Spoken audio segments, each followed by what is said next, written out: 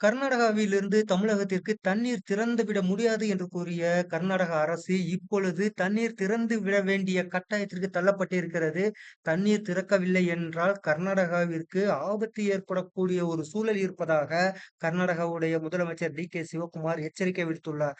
தமிழகத்திற்கு காவிரி நீர் திறந்துவிடக்கூடாது என்று அங்கு உள்ள அமைப்புகள், கன்னட அமைப்புகள் எதிர்ப்பு தெரிவித்து போராட்டங்களையும் அறிவித்திருந்தன.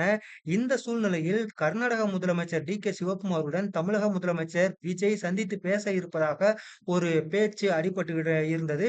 இந்த இதற்கு தமிழ்நாட்டில் கடும் எதிர்ப்பு எழுந்த நிலையில், அ தாவேகாவை தவிர மற்ற அனைத்து கட்சிகளும் கர்நாடகாவிற்கு முதலமைச்சர் விஜய் செல்லக்கூடாது என்று வலியுறுத்தி வந்தனர். இந்த சூழ்நிலையில் தான் கர்நாடகாவுடைய முதலமைச்சர் டி.கே. சிவக்குமார், கர்நாடகாவில் சூழ்நிலை சரியில்லாத காரணத்தால் பதற்றமான ஒரு சூழல் இருப்பதால் க தமிழக முதலமைச்சர் விஜய் கர்நாடகாவுக்கு வர வேண்டாம் என்ற ஒரு அறிவுறுத்தலை, வேண்டுகோளையும் அவர் விடுத்திருந்தார்.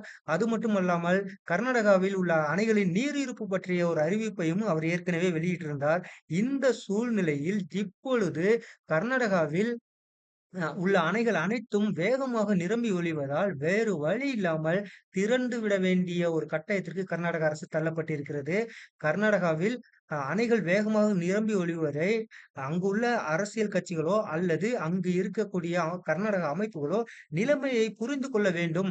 இதே நிலைமை நீடித்தால் வெள்ளப்பெருக்கு ஏற்பட்டு தங்களுக்கே பேராபத்து வரக்கூடிய ஒரு சூழல் உருவாகும் என்ற ஒரு எச்சரிக்கையையும் கர்நாடக முதலமைச்சர் டி.கே. சிவக்குமார் தெரிவித்திருக்கிறார். இயற்கை என்பது யாருக்கும் சொந்தமானது கிடையாது. இது ஒரு பொதுவான ஒன்று என்று குறிப்பிட்டுள்ள டி.கே. சிவக்குமார், நீரை, ஆற்றை யாரும் தடுத்து நிறுத்தி தேக்கி வைத்துக் கொள்ள முடியாது என்ற ஒரு வார்த்தையும் சொல்லியிருக்கிறார்.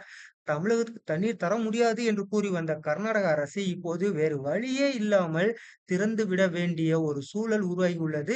கர்நாடக முதலமைச்சர் டி.கே. சிவக்குமார் நேற்று வரை ஒரு பேச்சு பேசிக் கொண்டிருந்த நிலையில், இப்பொழுது புதிதாக தமிழகத்திற்கு தண்ணீர் திறந்து விட்டே ஆக வேண்டும் என்ற ஒரு கட்டாயத்தில் இருப்பதால், அவர் இப்படி மனமாற்றம் ஏற்பட்டு அவர் பேசியுள்ளார். இப்பொழுது தண்ணீர் திறந்து விட்டால், தமிழகத்துக்கு தேவையான அந்த தண்ணீர் அ சிறிது சிறிதா வர ஆரம்பித்துவிடும். இதனால் தமிழகத்தில் காவிரி பாசன மாவட்டங்கள் குடிநீர் மற்றும் விவசாயத்திற்கு தேவையான தண்ணீர் கிடைக்கும் என்று நம்பப்படுகிறது.